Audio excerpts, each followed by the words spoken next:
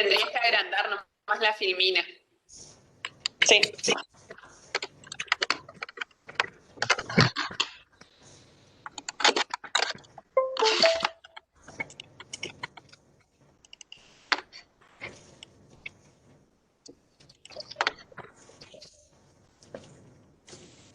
Ay, no sé por qué no me deja.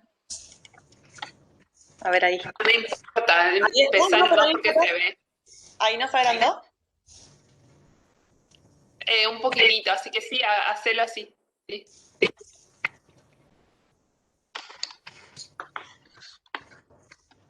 Ahí se agrandó.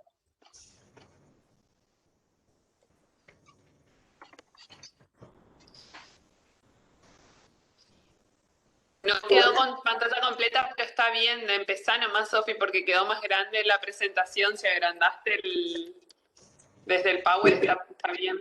Se ve bien. Bueno. A la izquierda tenés una lupita que te deja aumentar o disminuir. Sí, lo que pasa es que el problema es que yo no estoy viendo lo que ustedes ven, entonces, por eso... Ponelo un poquito más chico, Sofi. Está en 80, ponelo un poquito en 75, ponelo. Voy ya. Desde abajo. Sí. Lo que pasa es que esto no tengo forma de probarlo antes. Ahí, habilita edición. Buah. Sí. Si no, te lo paso yo como vos quieras.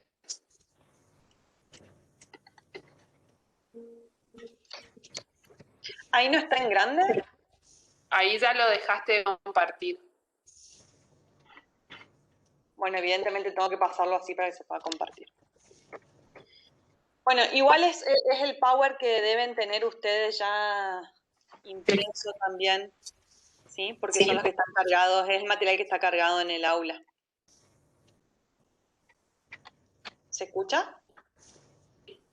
Bien. Vamos a comenzar entonces hoy con la unidad 6. De igual modo, ahora no se está viendo el PowerPoint. Dejaste de compartir.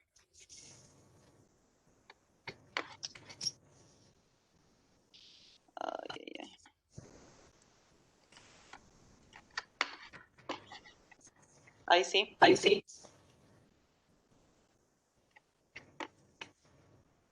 Bueno, si no, si querés, Vero, compartímelo vos nomás porque no hay caso.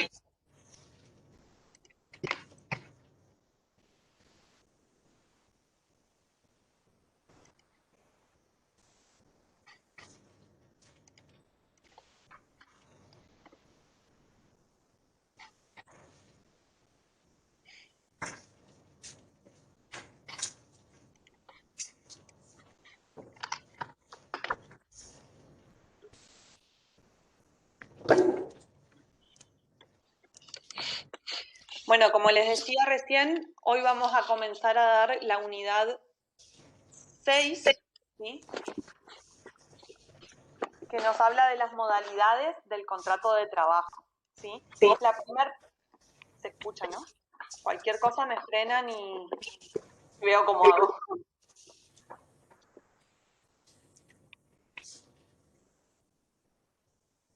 Entonces, la unidad 6, ¿sí? Nos habla de lo que son las modalidades del contrato de trabajo y como primer apartado, el primer punto, mejor dicho, habla de la estabilidad del trabajador, ¿sí? ¿Se está escuchando? Sí. Sí, profe. Entonces, en cuanto a la estabilidad del trabajador, podemos ver que este principio está consagrado en el artículo 14 bis de la Constitución Nacional, ¿sí? El tan famoso que ya lo vimos en la unidad 1, no, en la unidad 3, que establece que la estabilidad es el derecho que tiene el trabajador de conservar su trabajo siempre que no exista una justa causa para despedirlo, ¿sí? Entonces, esta estabilidad puede ser tanto propia como impropia, y dentro de la propia van a ver que tenemos que puede ser absoluta o relativa. Cuando hablamos de la estabilidad absoluta, hablamos de la estabilidad que poseen los trabajadores de organismos estatales, ya sea provinciales como nacionales, es decir, la del empleado público, que implica la imposibilidad jurídica de extinguir un vínculo sin una justa causa de despido. ¿Sí? Ustedes van a ver que siempre se habla mucho de la estabilidad en el empleo público, que no pueden ser despedidos los trabajadores sin antes no iniciárseles un sumario administrativo que demuestre la verdadera causa por la cual se debe extinguir ese vínculo y que justifique esa extinción. ¿Sí? Y es el derecho, ahí en lo que está en naranjita es lo que justamente establece el artículo, y establece que es el derecho a la estabilidad del empleado público. Entonces, básicamente es eso, ¿sí? Para poder ser despedido requiere de una justa causa que lo justifique, digamos, y a su vez un sumario administrativo previo. Esa es la estabilidad propia absoluta. La estabilidad propia relativa es la que poseen los representantes gremiales. Ya lo vamos a estudiar cuando veamos derecho colectivo del trabajo, pero es la establecida en el artículo 52 de la ley 23.551, que establece que en el caso de que se produzca un despido, se va a tener que indemnizar de manera agravada a ese trabajador, ¿sí? Ya no hay una imposibilidad de despedir, pero en el caso de que yo despida, voy a tener que indemnizar más que en otros supuestos, ¿sí? Y después sí tenemos lo que es la estabilidad impropia, que es la del empleado privado, que es más que nada de lo que nos ocupamos y vamos a ver cuando veamos el despido, o mejor dicho, el famoso artículo 245, ¿sí? Que implica ya no que no se pueda despedir a ese trabajador, ¿sí? No le garantiza al trabajador la perduración del vínculo, pero sí una indemnización en el caso de que se despida sin causa. Entonces decimos que es el derecho que tiene el trabajador a la protección contra el despido arbitrario, ¿sí? Sin una verdadera causa que justifique ese despido. Nosotros vamos a ver que sí, el trabajador incurre en ciertas inacciones que permitan, digamos, o que impidan la prosecución del vínculo, en este caso va a haber un despido con causa y por lo tanto no va a haber derecho a indemnización. En este caso lo que establece es, está bien, el empleador va a poder despedir sin causa, sin invocación de causa, es decir, sin decir por qué lo estoy despidiendo, pero en ese caso voy a tener que pagar una indemnización que es la prevista en el artículo 245. Pasamos. ¿Alguna duda, chicos, de esto? O sea, la estabilidad propia, tanto absoluta como relativa, y después la estabilidad impropia. ¿Sí? Son tres supuestos distintos. Fíjense que uno es para el empleo público, otro es el caso, por ejemplo, del representante gremial, y otro el del empleo privado, que es la garantía de justamente si se despide sin causa, el deber de indemnizar del empleador. Ahora sí, entrando un poquito a lo que vamos a ver en esta unidad que tiene que ver con las modalidades contractuales, con el tipo contractual, decimos que los tipos de contratos, según su duración, se pueden clasificar, o tenemos como principio general el contrato de tiempo indeterminado, ¿sí? Va a poder ser de prestación continua o discontinua. Simplemente acá lo enunciamos, pero después vamos a ver cada uno de ellos, ¿sí? Así que no se preocupen. Y después tenemos la excepción, que es el contrato de tiempo determinado, que puede ser un contrato de trabajo a plazo fijo o un contrato de trabajo eventual, ¿sí? Bueno, en este caso la prueba de que se trata de una de las excepciones, es decir, de un contrato por tiempo determinado, va a recaer sobre el empleador, ¿sí? Decimos que el contrato típico del derecho laboral es el contrato de tiempo indeterminado, ¿sí? Aquel que comienza un día y no sabemos cuándo va a terminar. O sabemos que al menos va a terminar con la jubilación, ¿sí? Pero pero no establece un tiempo de duración específico.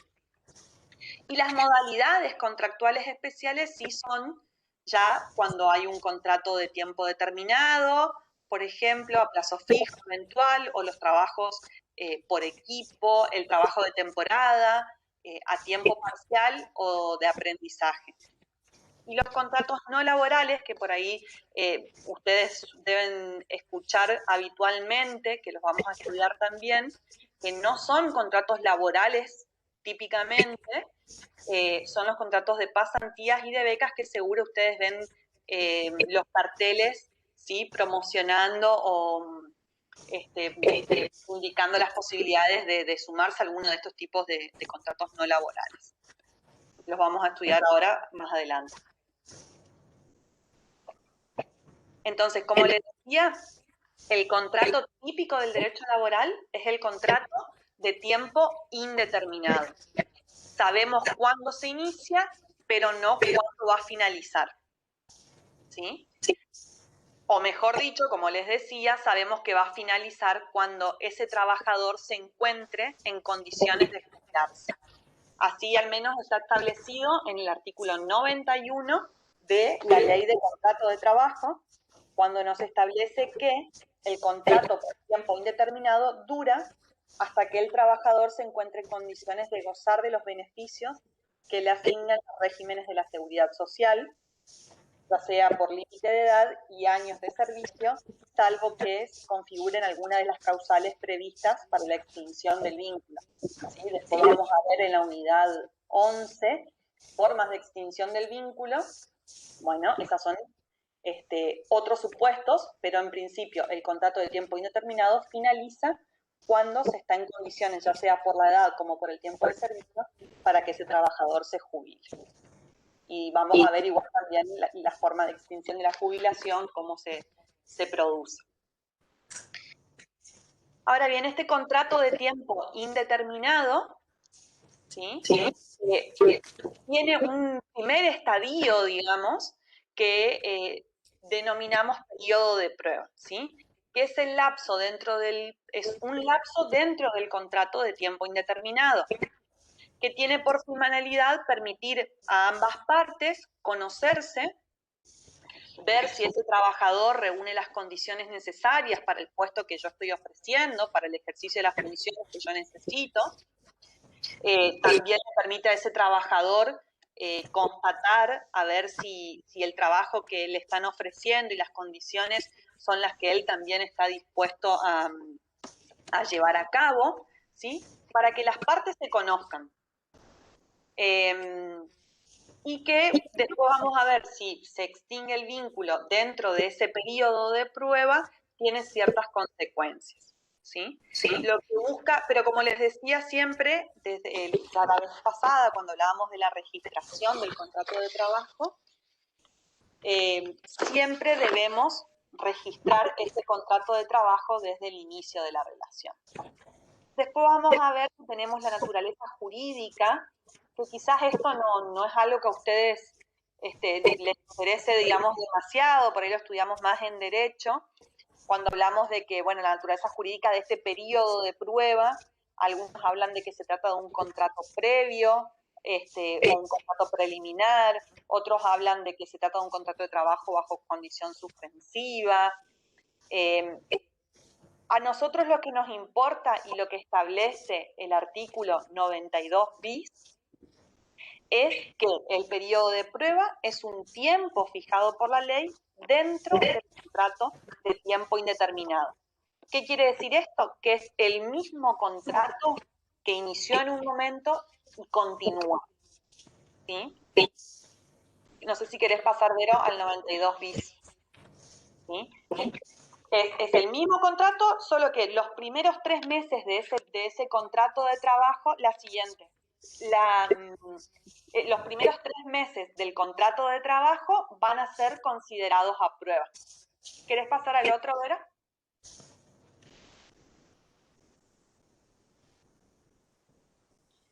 Si ustedes tienen su ley a mano, lo que vamos a hacer ahora es desmenuzar este artículo 92 bis, ¿sí? que establece que el contrato de trabajo por tiempo indeterminado, excepto el referido en el artículo 96, que habla, cuando hablamos del 96 hablamos del contrato de temporada, que ya lo vamos a ver más adelante. En este caso el contrato de temporada no posee este periodo de prueba, ¿sí? Se entenderá celebrado a prueba durante los 3 primeros meses de vigencia. Cualquiera de las partes podrá extinguir la relación durante ese lapso sin expresión de causa, sin derecho a indemnización con motivo de la extinción, pero con la obligación de preavisar, según lo establecido en los artículos 231 y 232. ¿Sí? Esto también lo vamos a ver más adelante cuando veamos un poco lo que es preaviso, ¿sí? O indemnización sustitutiva, etc. Lo importante es que sepamos por ahora que los 3 primeros meses se consideran a prueba, que si la extinción se produce durante estos 3 primeros meses no hay derecho a indemnización, pero sí hay una obligación de preavisar la extinción del vínculo, ¿sí? Ahora vamos a seguir desmenuzándolo. Después, el artículo mismo, si lo tienen a mano, lo pueden ir leyendo. Establece en el primer inciso las reglas, las situaciones, digamos, que van a, digamos, las condiciones que van a arreglar este periodo, ¿sí? El apartado 1 nos dice que un empleador no puede contratar a un mismo trabajador más de una vez utilizando el periodo de prueba, y en el caso de hacerlo se considerará de pleno derecho que ha renunciado al periodo de prueba, ¿sí? ¿Qué establece este primer inciso? Una conducta prohibida. ¿Cuál es la conducta prohibida? Que el empleador contrate más de una vez al mismo trabajador bajo el periodo de prueba. ¿Y por qué creen ustedes que prohíbe esta conducta la norma? ¿Se les ocurre por qué? Justamente para no tener que pagar una eventual indemnización en caso de despido. Claro, por ese motivo podría el empleador, digamos, volver a contratar a la misma persona bajo el periodo de prueba, exactamente. Pero, ¿por qué prohíbe esta conducta? Profesora, Sí, yo estuve leyendo y que hablaba del periodo de prueba de 3 meses a 6 meses o dependiendo del convenio colectivo que sea de cada gremio. Entonces es una conducta prohibida porque si vuelve, le contrata al trabajador, lo hace trabajar 3 meses, lo vuelve a hacer, le dice termina tu periodo de prueba, ponele que pase un tiempo, hace a otro periodo de prueba y periodo de prueba, ¿me entendés? Eso es lo que puede ser exactamente. que está prohibiendo porque si no es como que no va a garantizar una estabilidad, o sea, ahí pasaría a ser un trabajo temporario quizás. Exactamente. Aparte recuerden que habíamos dicho que la finalidad del periodo de prueba era justamente que las partes se conozcan, vean las aptitudes del otro, las funciones para las cuales ha sido contratado. Y si yo contrato a la misma persona en más de una oportunidad bajo el periodo de prueba, no se estaría cumpliendo esta finalidad, ¿sí? Porque yo ya lo estaría conociendo. Si las partes somos las mismas, sabemos cómo trabajamos, cómo prestamos servicios, ¿sí? El periodo de prueba no cumpliría su función. Yo ya conozco a la otra persona, ¿sí?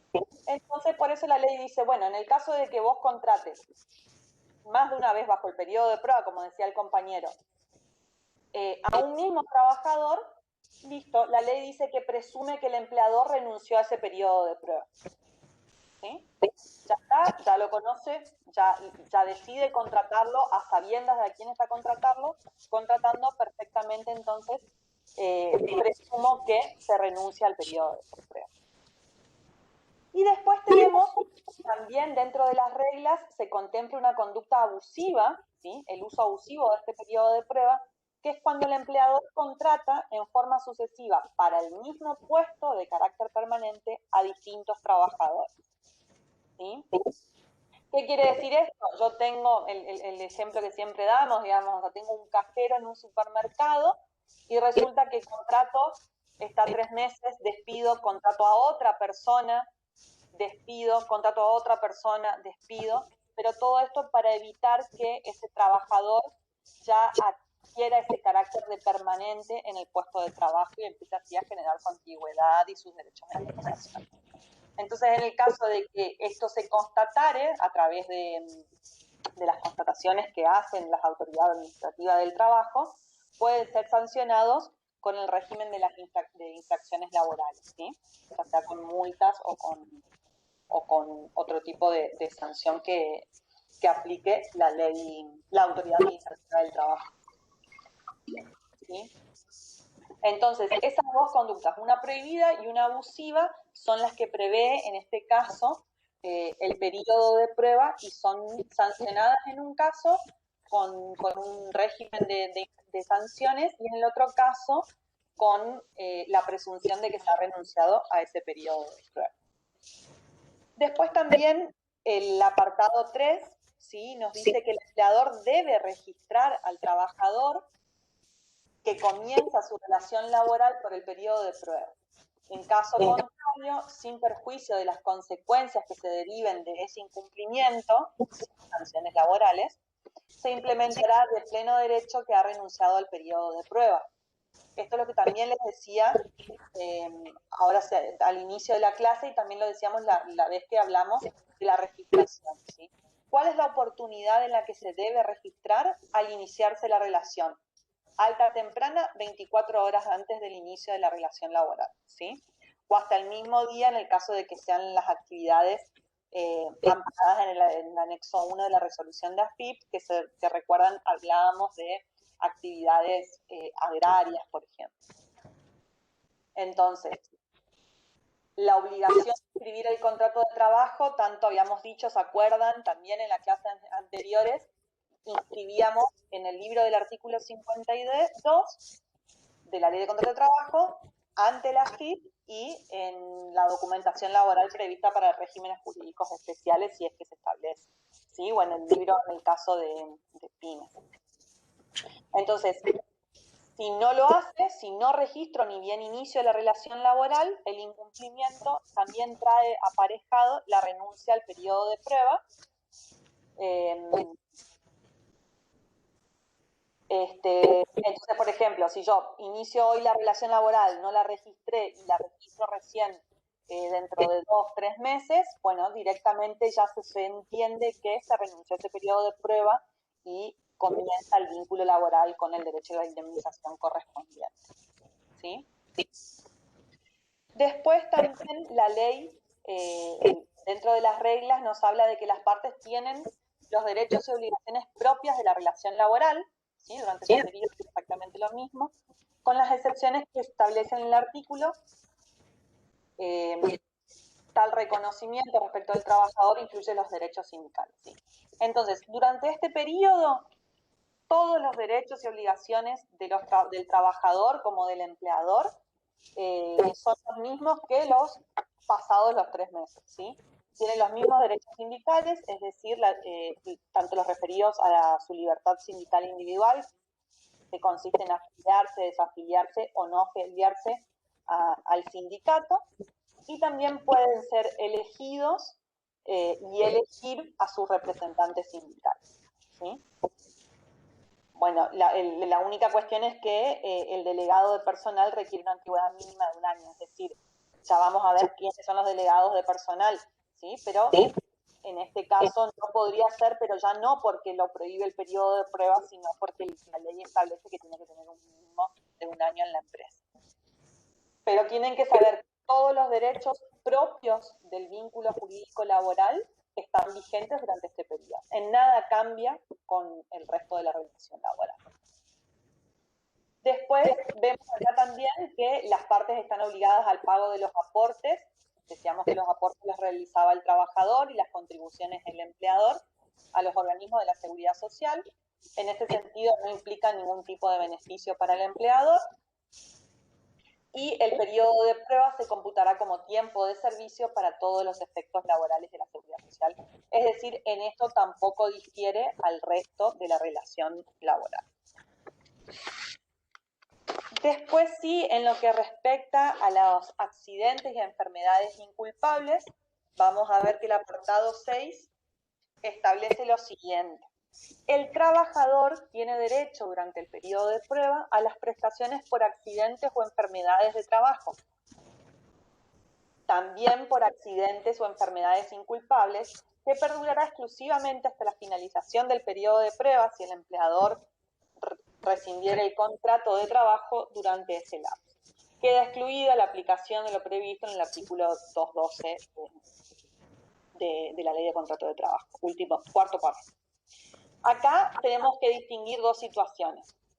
Que el trabajador debidamente registrado y que se encuentra durante el periodo de prueba sufra un accidente de trabajo, ¿sí? Resulta que lo contraté para tareas administrativas en mi empresa y yendo a trabajar en su moto tiene un accidente, ¿sí? Accidente in itinere. Bueno, se aplica sin restricciones la cobertura de la ley de riesgo de trabajo, es decir, la RT va a tener que cubrir ese accidente. ¿Sí? Ya vamos a ver también más adelante en las unidades que siguen todo lo que es el régimen de accidentes, de enfermedades y accidentes profesionales en el trabajo. ¿Sí? Pero sepan que durante este periodo, si ese trabajador tiene 2 meses de trabajo, por ejemplo, o 1 mes y medio, y sufre un accidente o una enfermedad profesional, va a ser cubierto por la ART. Y en el caso de que sufra un accidente o una enfermedad inculpable, que son aquellas que no tienen vinculación con el trabajo o el trabajo no tiene ninguna responsabilidad frente a esa enfermedad o accidente, decimos que las prestaciones se van a extender hasta la finalización del periodo de prueba o hasta la alta médica si fuera anterior a la finalización. ¿Sí? ¿Qué quiere decir esto? Tengo un trabajador que al mes del inicio de la relación laboral contrae una enfermedad, ¿sí? Tiene o un resfrío o a lo mejor una enfermedad un poco más complicada, como se le detecta un cáncer, ¿sí? Entonces, hasta la finalización del periodo de prueba, es decir, de ese mes hasta los 3 meses, va a estar cubierto, o en el caso que le den el alta antes, si se lo dieron a los 2 meses al alta, bueno, hasta ese periodo va a estar cubierto bajo el régimen de enfermedades y accidentes inculpables. Y la exclusión de la que habla el artículo 4º párrafo del artículo 212 es en el caso de las indemnizaciones por incapacidad absoluta por accidentes o enfermedades inculpables. ¿Sí? ¿Sí? Si de esa enfermedad se generara, digamos, la incapacidad absoluta, bueno, no aplica a este caso. Es importante que sepan esto someramente y después vamos a ver los regímenes específicos en las unidades subsiguientes. ¿Cuál es el plazo del periodo de prueba? La duración es de 3 meses y se computa desde el inicio de la relación laboral. El plazo no puede ser extendido por convenio colectivo, y esto por ahí era lo que un poco decía un compañero. El periodo de prueba puede ser reducido y suprimido, sí, pero no puede ser extendido. Y solo se aplica a los contratos de tiempo indeterminado, no a las modalidades como mencionábamos, ¿sí? Vamos a ver que la modalidad, por ejemplo, un contrato a plazo fijo no tiene periodo de prueba.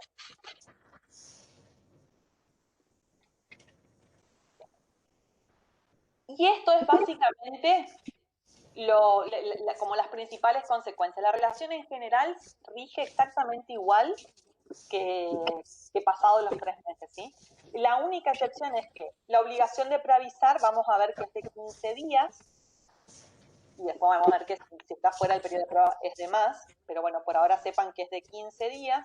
En el caso de que no se preavise, el preaviso es el aviso anticipado de que se va a extinguir el vínculo, ¿sí? En el caso de que no preaviso y despido, voy a tener que pagar una indemnización sustitutiva que va a corresponder a esos 15 días.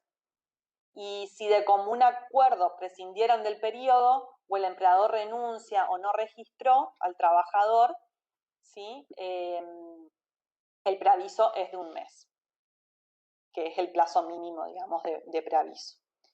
No vamos a tener en este periodo una integración del mes de despido y no vamos a tener indemnización por despido, ¿sí? Indemnización por despido es la indemnización del artículo 245 y la integración del mes de despido vamos a ver que es un rubro que se abona en el caso de que el despido se produzca no se produzca el último día de trabajo, ¿sí? Por ejemplo, cuando yo despido un día 15 o un día 20, bueno, la integración del mes de despido es cuando se abona eso que está faltando para la finalización de ese periodo, ¿sí?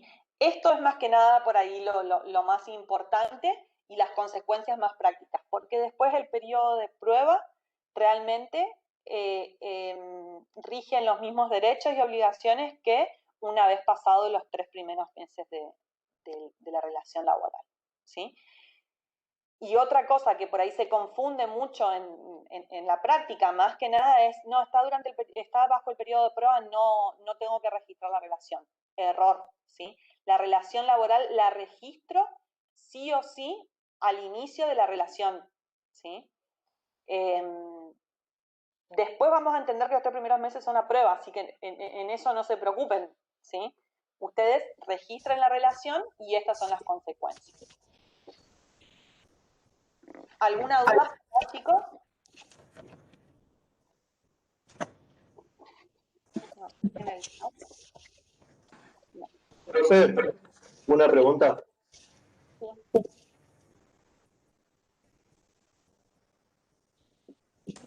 Sí, habla, adelante, habla. Pregunto, si no se registra la relación laboral y se lo despide dentro de los 2 meses, 3 meses, dentro del periodo de prueba, digamos, ¿pasa algo? ¿Hay alguna situación?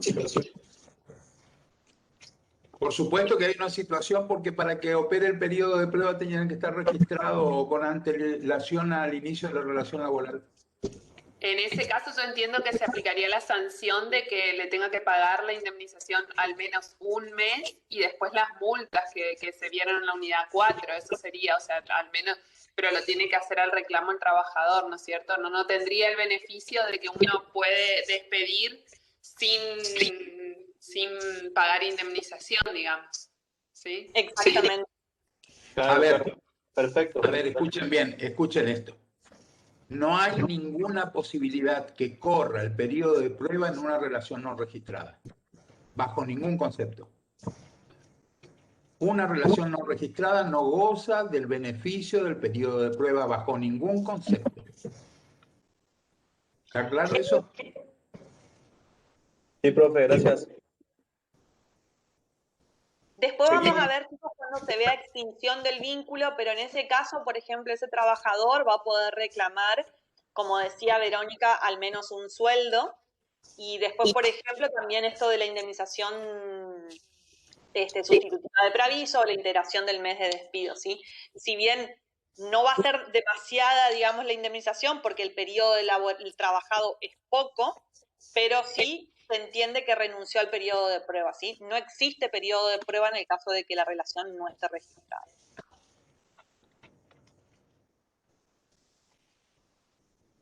¿Continuamos? Sí. Sí. Bueno.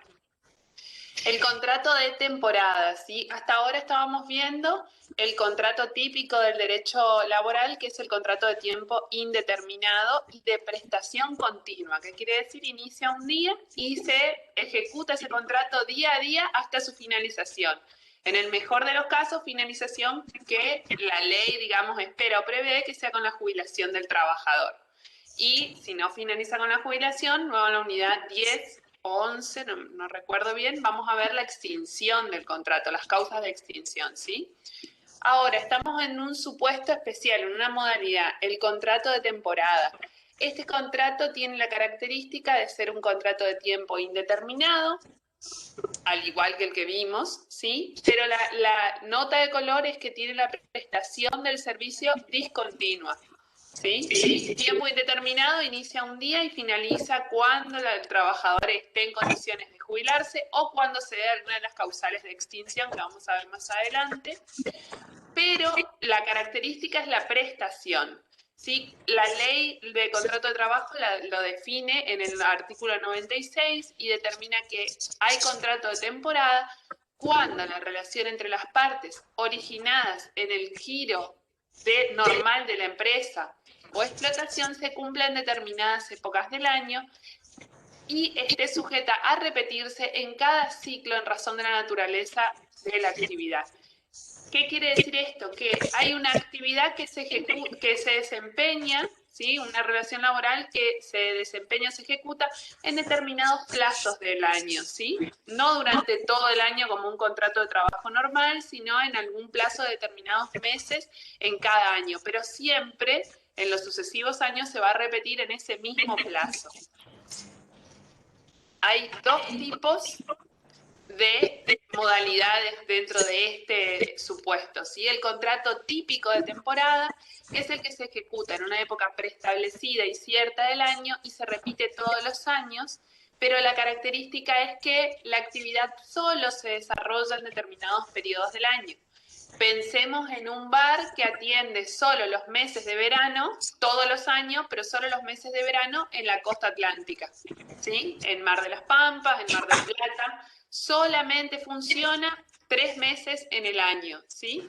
Para ese caso, ese es el contrato típico de temporada del que estamos hablando. Y el atípico se refiere a un trabajo que se ejecuta todo el año, ¿sí? Pero en un determinado momento de cada año tiene un pico de trabajo extra, ¿sí? Se efectúa entonces para cubrir un aumento en la mano de obra en determinada actividad, ¿sí? La actividad se desarrolla todo el año. Por ejemplo, una librería, ¿sí? Una librería funciona todo el año normalmente, pero tal vez de los meses de enero a abril requiere de mano de trabajo, digamos, adicional, porque con la venida de las clases siempre hay más demanda, ¿sí? Entonces necesita tener un refuerzo en su personal de planta, o una cervecería en verano, o una heladería en verano, que trabaja más que el resto del año, ¿sí? Pero en ambos casos lo que tienen en común, tanto el contrato típico como atípico, es que siempre se va a requerir un aumento de personal o un trabajo determinado en una época del año y se va a repetir en los años subsiguientes, ¿sí? Esa es la característica de este trabajo.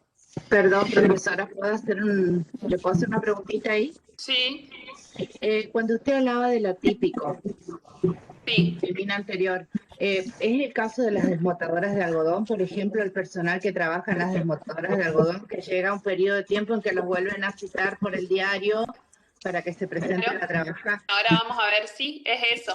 Los trabajadores también en el sur, con la cosecha de algunas frutas, digamos, creo que las manzanas y todo, están estos trabajadores que le dicen golondrinas, que van y vienen, porque se los requiere en una determinada época del año, todos los años. La ley, ¿qué es lo que busca con esta modalidad o para qué la ofrece? Para que la empresa tome siempre a los mismos trabajadores, que de alguna manera se asegure de darle trabajo permanente a estos trabajadores todos los años en ese periodo, ¿sí? No que haya una rotación permanente de trabajadores, sino que se convoque a los mismos.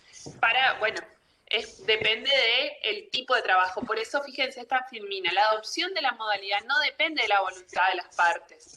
No puedo decir, bueno, vos vas a trabajar en un contrato de trabajo de temporada porque se me ocurre. No, es porque estamos dentro de este supuesto, ¿sí?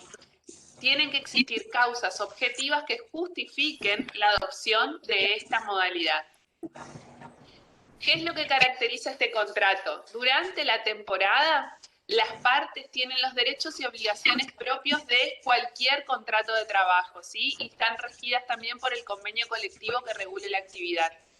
Y durante el receso, los meses de receso, fíjense en el ejemplo que hablamos, por ejemplo, que dure el contrato activo durante los meses de verano, de noviembre a febrero, por ejemplo, que dure el contrato de trabajo activo, y luego entra en receso el contrato.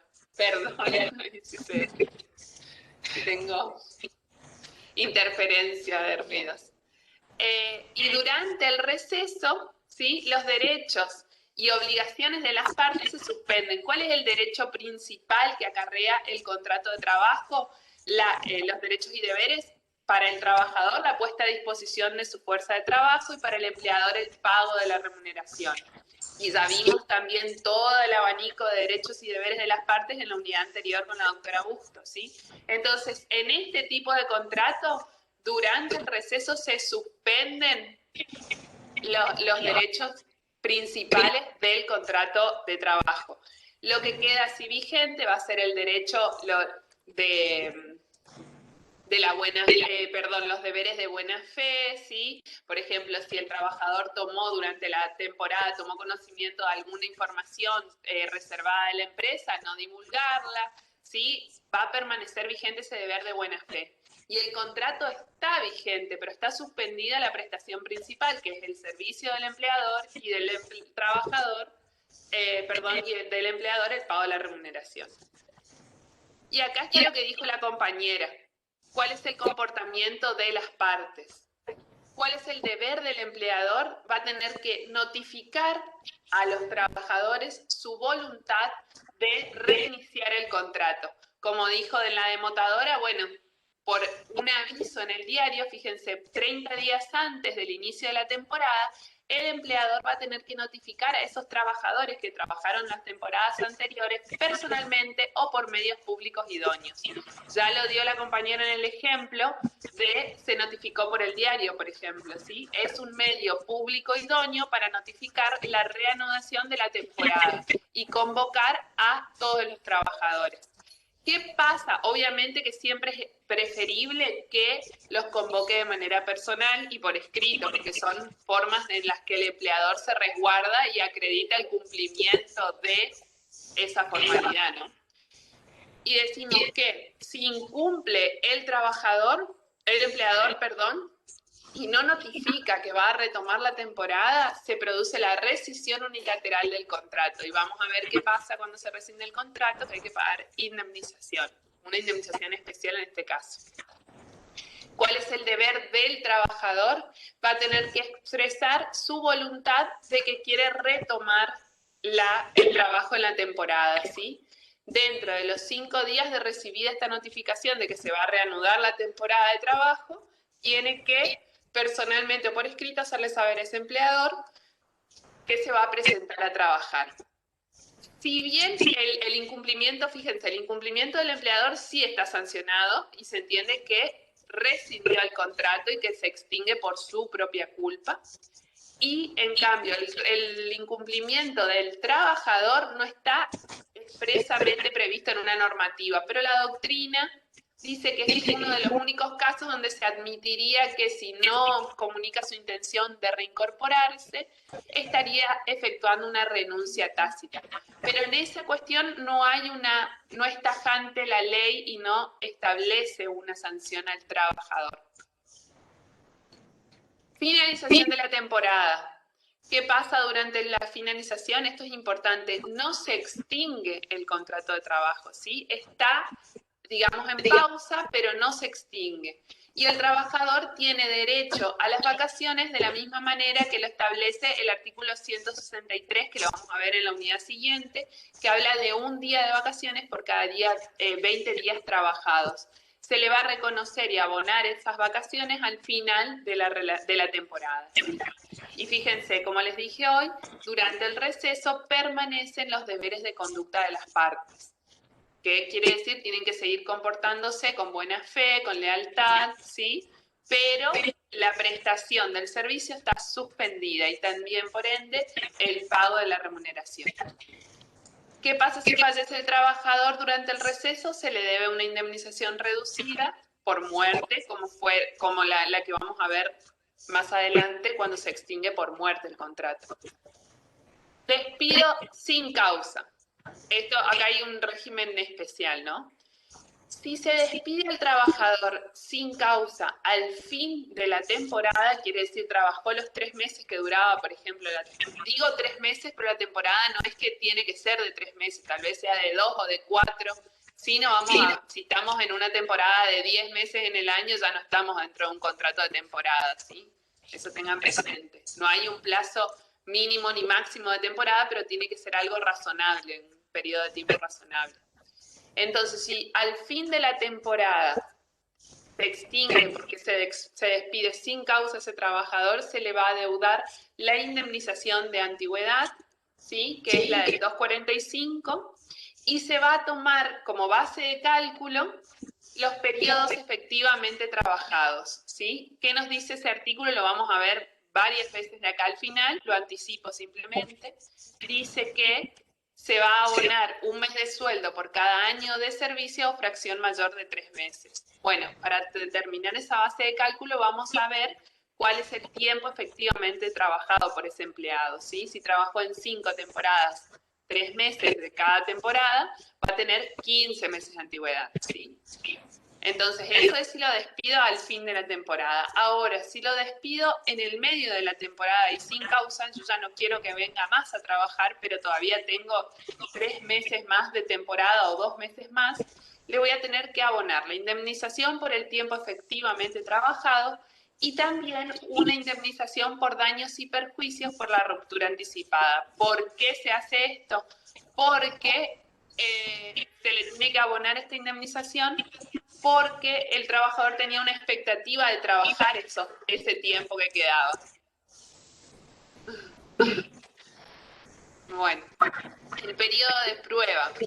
Como dijo la doctora Pansardi, en las modalidades no se aplica el periodo de prueba, ¿sí? Porque sería muy fácil, si no, contratar, si bien necesito todos los años trabajadores para la misma actividad, podría tomar todos los años una persona diferente en periodo de prueba y de extinguirlo dentro de los 3 meses y no abonar ningún tipo de indemnización. Bueno, el contrato de... Sí. En este caso, usted dijo que tienen también el derecho a gozar vacaciones. Las vacaciones Sí. son pagas. ¿Las Sí. vacaciones en qué periodo se toman? ¿Siempre dentro del periodo que dura la temporada? No. Terminó la temporada. Vamos a ponerle que la temporada dura 3 meses. El último día de trabajo, trabajó los 3 meses y ahí al final se le darían inmediatamente termina la temporada. No es que se lo va a exonerar de prestar servicios, sino que de alguna manera se los confiere al final de la temporada, ¿sí? No va a es como que ya está durante el periodo de receso del contrato, se le confieren los días de vacaciones. Claro, ¿Entiendes? pero como son las vacaciones siempre son pagas y se pagan anticipadas antes Sí. de tomar el periodo. La pregunta viene por el lado que supongamos que el periodo de temporada dura 3 meses. Finalizan los 3 meses y entiendo que posterior a la finalización de los 3 meses tomas las vacaciones. Así Es es. decir, igualmente Se le pagaría ese último día de trabajo, las los vacaciones. 15 días de vacaciones. Claro. No, 15 no, porque en general de 15, sí, bueno, es un uno ejemplo por cada nomás. 20 trabajados. Uno cada 20 en Sí. realidad. Si son Claro. 3 días, se le abonan anticipadamente los 3 días. Perfecto, así es. Okay. De esa En misma realidad, manera. chicos, en realidad no se hagan complicaciones con esto porque es el mismo caso de las vacaciones no gozadas de cualquier trabajador que no que rescinde la relación laboral o se terminó su relación laboral. Es decir, son vacaciones no gozadas. Cuando termina el periodo, se saca el cómputo de la cantidad de días trabajados, uno por cada 20 días se le abona al finalizar la liquidación final. No hay que complicarse, es muy sencillo. No las goza, se las paga nada más. Claro, en este caso no las va a gozar porque trabaja por poco tiempo, entonces termina la temporada, se le abonan las vacaciones un día por cada 20 trabajados, ¿sí? Y otra cosa, en este caso tampoco se respeta el periodo en el cual se le debe otorgar al trabajador las vacaciones según la ley para el resto para la actividad de un empleado permanente. No es así. Directamente al finalizar el periodo se le pagan las vacaciones y listo. Por eso estamos hablando de supuestos especiales, ¿sí?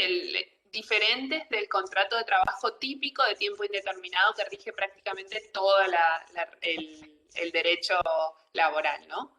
Bueno, después tenemos otra modalidad, el contrato de trabajo. Esta que vimos hasta ahora no es tan frecuente en la práctica diaria, no es que la van a ver a menos de que trabajen asesorando para alguna empresa o una demotadora o más que nada en empresas agrarias, ¿sí? Pero este contrato, el de tiempo parcial, sí se lo ve frecuentemente y lamentablemente se lo utiliza muchas veces de manera fraudulenta, ¿sí? Porque en general conocemos muchas empresas que para ahorrar cargas sociales lo que hacen es toman trabajadores que trabajan 8 horas, pero le dan el alta como trabajadores a tiempo parcial, ¿sí? Vamos a ver cuál es la figura no patológica, como diría la doctora Bustos, de esta situación, ¿sí? El contrato de trabajo a tiempo parcial es también una modalidad especial, ¿sí? Y es un contrato de tiempo indeterminado, inicia un día y finaliza por alguna de las causales de extinción, ¿sí? Está previsto en el artículo 92 ter de la Ley de Contrato de Trabajo, ¿sí? El contrato de trabajo habla de que estamos frente a un contrato de trabajo parcial cuando el trabajador se obliga a prestar servicio en un número de horas al día o a la semana inferiores a las 2/3 partes de la jornada habitual de la actividad, ¿sí? No trabaja. La jornada típica de todo el contrato de trabajo, salvo que haya alguna disposición especial en alguna norma, pero la ley de jornada de trabajo establece que se trabajan 8 horas diarias o 48 horas semanales, ¿sí? Vamos a ver todo lo de jornada en la unidad siguiente, así que no quiero avanzar, ¿sí? Pero entonces, trabajo a tiempo parcial es aquel en el que el trabajador está ocupado hasta las 2/3 partes de la jornada habitual, ¿sí? Supongamos que está ocupado 4 horas por día en un trabajo que tiene una jornada habitual de 8 horas, ¿sí?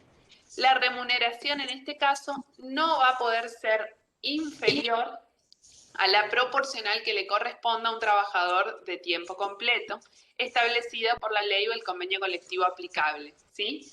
¿Qué quiere decir? Voy a ver cuál es la remuneración que establece el convenio de cada actividad y voy a hacer un prorrateo de cuántas horas trabajó y va a ser la proporción que tengo que pagarle a ese trabajador. Si la jornada pactada supera esa proporción, el empleador deberá abonar la remuneración correspondiente a la jornada completa de ese trabajador. Esto es una sanción, ¿sí? Para que no se utilice, digamos, de manera abusiva este tipo de jornada o que digan, bueno, no, trabaja 7 horas por día, pero es un contrato de trabajo a tiempo parcial. No, si supera las 2/3 partes de la jornada, va a tener que abonarse la remuneración como jornada completa. Esto también es importante. Realmente, ¿qué quiere la ley o cuál es la finalidad de la norma? Que realmente se esté contratando a una persona por un tiempo corto, ¿sí? Por un periodo corto de tiempo, todos los días o como lo organice el trabajador, porque realmente se la necesita esa cantidad de horas. No que utilicen esta figura para ahorrarse en cargas sociales como a veces ocurre en la práctica, ¿sí? Por eso, como estamos diciendo, bueno, realmente está para cubrir una necesidad de un par de horas en la empresa, por eso se establece esta prohibición de hacer horas extras. ¿Qué dice la prohibición? Que los contratados a tiempo parcial no pueden realizar horas extraordinarias salvo que exista un peligro grave o inminente para las personas o los bienes incorporados desde la empresa, ¿sí? Salvo que sea una excepcionalidad que se requiera horas extra por alguna cuestión muy puntual, los trabajadores de jornada parcial no hacen horas extras, ¿sí? ¿Qué pasa si se incumple este límite de horas previsto? Lo que va a determinar es que la violación del límite de la jornada generará la obligación de abonar el salario a tiempo completo en el mes en el que ocurrieron esas horas extras, ¿sí? Y esto también es importante. Las cotizaciones a la seguridad social, ¿cómo se van a abonar? Se van a abonar en proporción a la remuneración del trabajador, ¿sí? Y se van a unificar en caso de pluriempleo. Si trabajan más de uno o dos trabajos en jornada parcial, se van a unificar las contribuciones de la seguridad social. Es importante, las contribuciones, los aportes y contribuciones para la obra social van a ser los mismos que va a pagarse para cualquiera de los trabajadores de jornada completa, ¿sí? Porque se tiene que asegurar, digamos, se le tiene que asegurar a ese trabajador, aunque solo trabaje un par de horas al día, se le tiene que asegurar la cobertura completa de la obra social. Por eso se paga de manera completa los aportes y contribuciones a la obra social, pero en manera proporcional a las horas trabajadas, los aportes y contribuciones a la seguridad social, ¿sí? Y el porcentaje de trabajadores a tiempo parcial, lo que establece acá nomás, lo que se establece es que los convenios colectivos pueden limitar o establecer un porcentaje de trabajadores hasta los que se puede contratar en tiempo parcial dentro de un establecimiento. O sea, habrá que ver en cada actividad los detalles o las cuestiones particulares, ¿sí? Entonces, lo que suele pasar en este caso es que se utiliza, como vimos muchas veces, que la doctora Bustos lo verá frecuentemente, que los trabajadores después reclaman porque estaban dados de alta en fraude a la ley, ¿sí? Como trabajadores de jornada parcial, cuando en realidad están trabajando a jornada completa. Es la mayoría de los casos. Es la mayoría de los casos, eso es muy frecuente, por eso lo hago hincapié. Entonces, ¿qué pasa cuando hay un fraude a la ley laboral? ¿Se acuerdan que habíamos dicho en las primeras unidades? ¿Algunos? ¿Qué haría el juez en ese caso? Si constata que se prueba y se acredita en el juicio que ese trabajador no es que trabajaba 4 horas, sino que trabajaba 8. Era un fraude a la ley. ¿Qué pasa con el fraude a la ley? ¿Qué disposición rige? ¿Alguno podría decirme? El principio de la realidad se basaría. Principio de primacía de la realidad, muy bien. Entonces, ¿qué ley le vamos a aplicar? Le vamos a aplicar todo el peso de la ley laboral y vamos a decir, bueno, usted le debe diferencias salariales, le debe, tiene que regularizar la situación del trabajador, ¿sí? Le debe las multas por registración deficiente porque actuó con fraude a la ley, ¿sí? Entonces, cuando hay un fraude a la ley, se considera o se aplica plenamente la norma que corresponde, ¿sí? Por principio de primacía de la realidad y demás. ¿Se entiende hasta acá? Profe, le consulto. Sí. ¿Puede ser que esta modalidad se utilice para contratar menores de edad que no pueden tener la jornada normal de 8 horas, digamos? No necesariamente, o sea, menores de edad, estamos refiriéndonos, los trabajadores pueden, lo vamos a ver más adelante en detenimiento, pero se puede contratar en una empresa a un trabajador desde los 16 años con autorización de los padres, ¿sí? Y desde los 14 a los 16 puede trabajar solo un menor en empresas de sus padres con una jornada reducida. No necesariamente, sí, en realidad, ahora que me decís sí, es una jornada parcial, digamos, pero no sé si es técnicamente jornada parcial, sino que es una jornada especial, es una jornada de menores. especial. Es una jornada distinta. Siempre que sea dentro de los horarios permitidos para el trabajo de menores, puede tomar una persona de 17 años, no hay problema. Pero va a no tener es que tener la jornada parcial, de menor. La jornada del menor. Lo único que dice la ley, lo único que la ley dice en esos supuestos que si el menor trabaja la misma jornada que un trabajador común, cobra por todas las horas. Una cosa totalmente estúpida, pero la ley lo aclara por cualquier eventualidad. Sería trabajo prohibido. Claro, y tiene que haber una autorización especial para que el menor trabaje, un menor de 16 a 18 en la jornada completa. Lo vamos a ver en jornada eso, ¿sí? En trabajo de menores y mujeres, perdón. Se lo va a ver en detenimiento, pero en realidad no es que se le aplica la jornada parcial, sino una jornada especial que es la jornada del menor. ¿Sí? Sí. Ok, gracias. Bueno, y acá tenemos la cuestión de las modalidades especiales, que son por ahí también de las más frecuentes, ¿sí?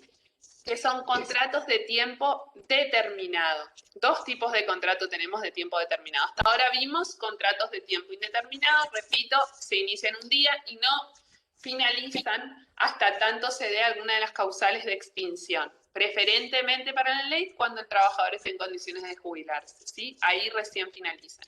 En cambio, en estos supuestos, el contrato de trabajo se inicia un día, pero desde el día del inicio se sabe que va a durar por un tiempo determinado y cierto o determinable, ¿sí?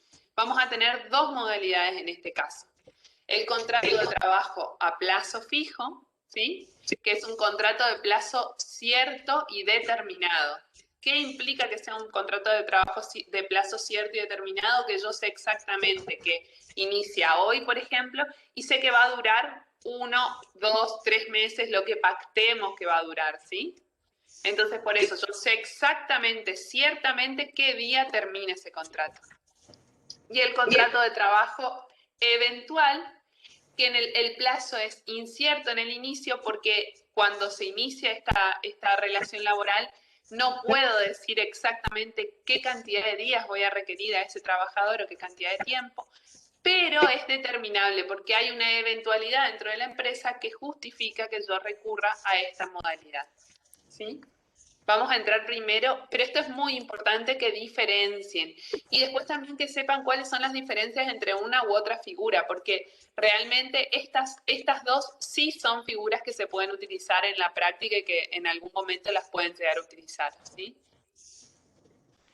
Contrato de trabajo a plazo fijo, es un contrato de tiempo determinado, ¿sí? De nuevo, repito, sé el día que inicia y sé fehacientemente, me consta el día que termina, ¿sí? 1 mes, 2 meses, ¿sí? Lo importante es que sea efectuado por escrito, porque necesitamos consignar cuál es el plazo de duración, y que el plazo de duración sea cierto y no superior a 5 años, ¿sí? Puede llegar a ser un contrato de trabajo por sí hasta 5 años, ¿sí?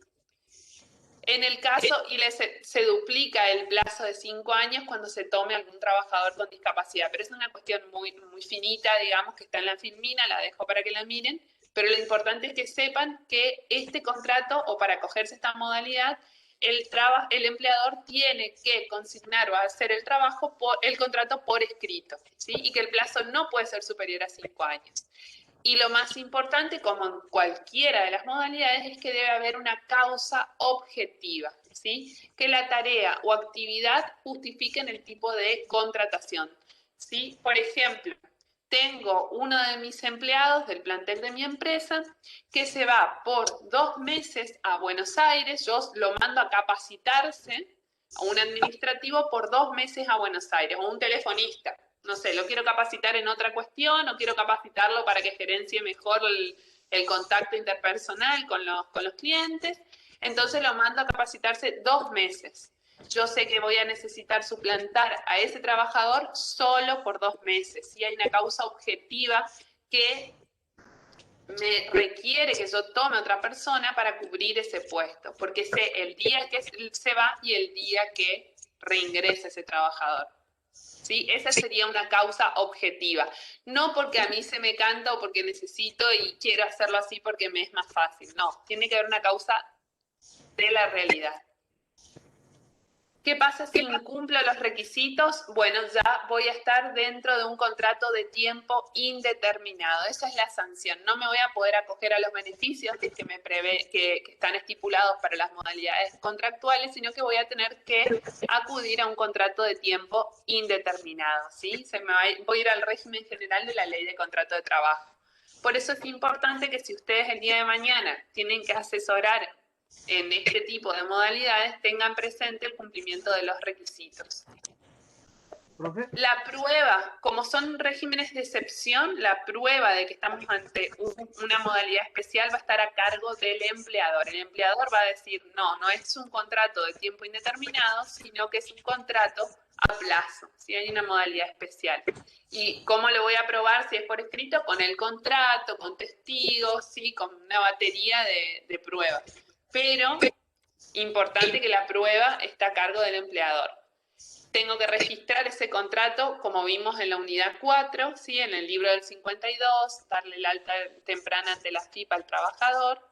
Y también en este caso no se utiliza el periodo de prueba, porque si no podría ir tomando trabajadores y se tiende a evitar que se utilice de manera fraudulenta el periodo de prueba. El periodo de prueba siempre se usa y solo se usa para los contratos de trabajo de tiempo indeterminados del contrato típico, digamos, del derecho laboral, no para las modalidades. Y eso ténganlo bien presente. El preaviso. Esto lo vamos a ver en la unidad 10 cuando veamos causales de extinción del contrato. 11. Cuando vean pero les dejo nomás el concepto básico, ¿sí? El preaviso es el aviso previo de que voy a extinguir la relación laboral. En este caso, lo vamos a ver en detenimiento más adelante, pero en este caso, en esta modalidad es muy importante que se realice el preaviso en la forma en la que vamos a explicarlo, ¿sí? ¿Por qué? Porque ratifica la fecha de vencimiento y confirma la extinción del contrato, ¿sí? Yo dije que voy a requerir a un trabajador por 2 meses, sí o sí tengo que preavisarlo y decirle, acordate que este es un contrato de tiempo determinado, a plazo fijo, acordate que en un mes te va a extinguirse esta relación y te vas a quedar sin este trabajo. Para eso está hecho el preaviso en este caso. Si yo no otorgo el preaviso, la sanción va a ser la que vimos antes, ¿sí? Se va a considerar que no estamos en un contrato a plazo y que estamos dentro de un contrato de tiempo indeterminado. Y no voy a poder acogerme a los beneficios de esta figura. El plazo, entonces, del preaviso tiene que ser inferior al mes, ¿sí? Perdón, el plazo. En el contrato que es inferior a un mes no se debe otorgar preaviso. Y en el que es superior a un mes, sí. Disculpe, una consulta. La actividad a realizar por el empleado contratado bajo esta modalidad, ¿no tiene que ser considerada habitual del giro del negocio? No, no tiene nada que ver en este caso de que sea actividad vinculada o no al giro del negocio. Lo vamos a ver un poco más ahora en el eventual, hay algunas particularidades. Puede ser una actividad propia de la empresa, ¿sí? De la actividad habitual y normal, y que requiera por alguna causa una contratación por un tiempo determinado, ¿sí? Pero lo que diferencia con lo que habíamos visto hasta acá, que era el contrato de temporada, ¿sí? Es que en este caso hay una eventualidad o una excepcionalidad, por decirlo de algún modo, que requiere que por un periodo determinado de tiempo contrate a una persona. En cambio, en el contrato de temporada, el requerimiento de la persona se va a repetir todos los años en la misma fecha. En este caso estamos acotándolo a un determinado momento del tiempo, ¿sí? ¿Se entiende? Pero no hace a la diferencia si tiene que ser o no una actividad propia de la empresa. Está perfecto, gracias. Bueno, entonces tenemos el preaviso. ¿Cuál es el plazo del preaviso que le debo otorgar? No debo otorgar preaviso si el contrato es inferior a un mes, pero en ese caso siempre lo tengo que hacer por escrito cuando es a plazo fijo. Entonces voy a poner ya la duración exacta. Contrato a plazo fijo a Juan Pérez por 15 días para realizar tal tarea, ¿sí? Especifico cuál es la causa. Y si el contrato dura más de un mes, sí debo otorgar el preaviso. Y el tiempo del preaviso para estas modalidades no debe ser inferior al mes, pero debe ser inferior al mes, superior a un mes e inferior a 2 meses. Omisión del deber de preavisar, ¿sí? ¿Qué pasa si no preaviso? Como dijimos, el contrato adquiere el carácter de contrato de tiempo indeterminado. Ya no estoy más con los beneficios de la modalidad contractual. Salvo que haya una renovación expresa del plazo, que nunca puede ser superior a 5 años. Pero en realidad ustedes quédense con esto, que si yo no preaviso se convierte, eso es lo importante, si no preaviso convierto este contrato a plazo en un contrato de tiempo indeterminado. Eso es lo que tienen que llevarse en la cabeza, por eso hay que respetar. Sí. Vos sabés que esta es otra de las preguntas en las que evidencia bastante esa intelectual, porque es la que salen mal muchos alumnos cuando se toma y se le pregunta si en el contrato fijo cuál es el plazo de preaviso y cuál es la consecuencia jurídica para el empleador si no lo hace, si lo omite. Eso nomás se quería recalcar. Sí, y también las diferencias que hay entre un contrato a plazo fijo y cuando voy a un contrato de trabajo eventual, si llevan o no indemnización y en qué caso, porque eso también solemos preguntar y muchas veces no lo saben responder, ¿no? No sé qué hora es. 1:15. Bueno, extinción del contrato de plazo fijo por vencimiento del plazo, ¿sí? ¿Qué pasa entonces en los contratos de duración inferior a un año? Contraté a una persona a plazo fijo por menos de un año. Yo la requería por una causa determinada que se presente a trabajar por 7 meses dentro de mi empresa, ¿sí? Lo hice por escrito, consigné cuál era la causa por la que la requería ese tiempo y era una causa razonable, me ajusté en todo. Entonces, cuando llega finaliza el 7º mes, Yo lo preavisé con un mes, más de un mes o menos de 2 meses, le di el preaviso, como dije antes, y le dije, va a terminar nuestra relación como pactamos el día de inicio. Entonces, en ese caso, no adeudo indemnización por antigüedad y solo le voy a abonar los conceptos de pago obligatorio que siempre se abonan cuando se termina la relación laboral, que son el SAC proporcional, vacaciones proporcionales, y ahí no lo puse, pero días trabajados del mes en el que se extingue el contrato. Eso también es pregunta de examen, se suele preguntar cuáles son los rubros de pago obligatorio, así que bueno, eso es lo que le pago si el contrato dura menos de un año. Ahora, si el contrato dura más de un año, acuérdense que dijimos cuando arrancamos que podía durar hasta 5 años el contrato de plazo fijo, se le adeuda la indemnización al trabajador reducida, el 50% de la indemnización por antigüedad que nos prevé el artículo 245, ¿sí? Por eso ahí dice el equivalente al artículo 247, que es el que prevé esta reducción, ¿sí? ¿Por qué se le da esta disposición? Por una disposición legal, porque considera que hay que, la ley, digamos, el legislador consideró que había que abonar algún tipo de compensación porque va a finalizar la relación y ya tiene un tiempo considerable prestando servicio, más de un año, ¿sí? En ese caso, por eso, fíjense, estos son los supuestos. Una pregunta de examen puede ser, ¿cuándo lleva el contrato a plazo fijo indemnización en la extinción? Entonces tienen que saber decirnos que si el contrato a plazo fijo duró más de un año, se va a deber indemnización cuando se finaliza el plazo, ¿sí? Y se adeuda esta indemnización reducida y obviamente los conceptos de pago obligatorio, SAC proporcional, vacaciones proporcionales y días trabajados. Esto es si el contrato se inició un día y terminó en el día que pactamos en que iba a terminar y con el preaviso dado y con todo cumplido, ¿sí? Ahora, ¿qué pasa si el empleador quiere hacer un despido sin causa antes de que finalice el tiempo acordado? No quiere que esté más ese trabajador, entonces a mitad del plazo, pongámosle que era un contrato de trabajo que duraba, se fue previsto para durar 1 año y medio, bueno, al año quiere rescindir el contrato y despedirlo sin causa a ese trabajador, entonces le va a tener que abonar no ya la indemnización del 247 la reducida, sino que toda la indemnización por antigüedad. Y también va a tener que abonarle al trabajador una indemnización de daños y perjuicios del derecho común. ¿Qué quiere decir? Repararle todos los daños materiales y morales que le ocasionó a ese trabajador que el vínculo se extinguiera abruptamente antes del plazo acordado. ¿Por qué? Porque ese trabajador se supone que tenía derecho a gozar o a proyectarse económicamente durante todo el lapso de tiempo que habían convenido que el contrato iba a durar, ¿sí?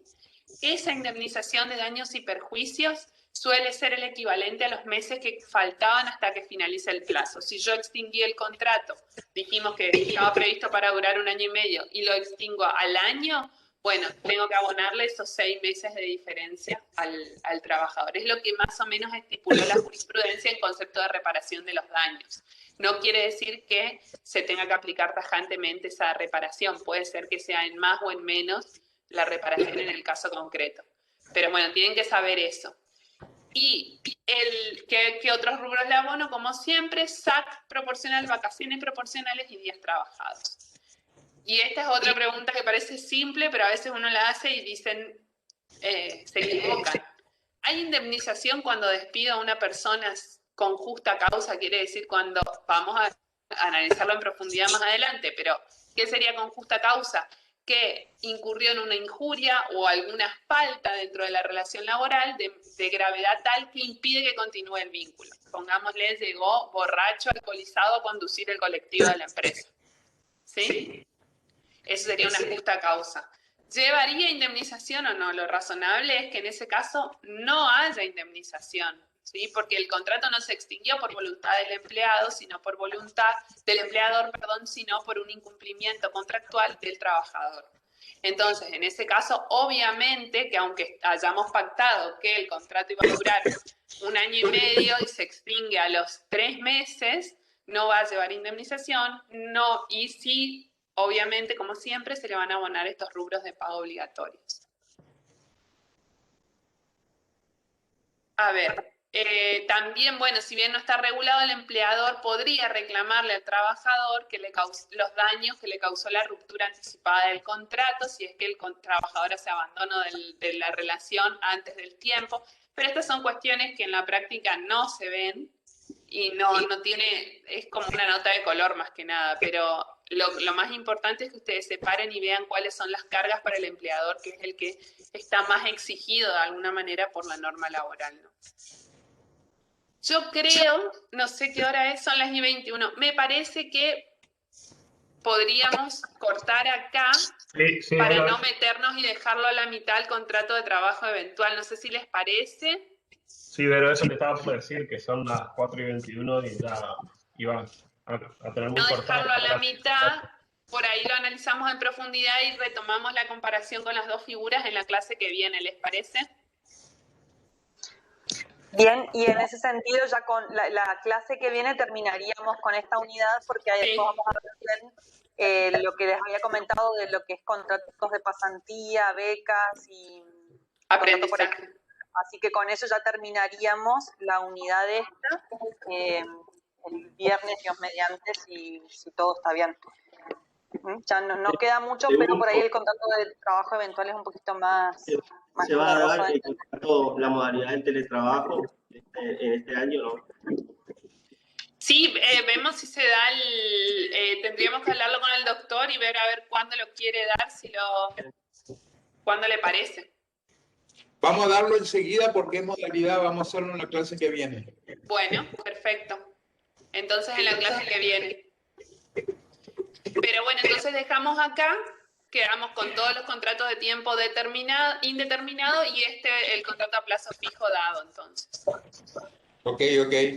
Todo muy bien. Entonces, todos hasta el viernes seguimos con Cisco. Perfecto. Bueno, adiós. Gracias, profes. Hasta luego, chicos. Hasta luego.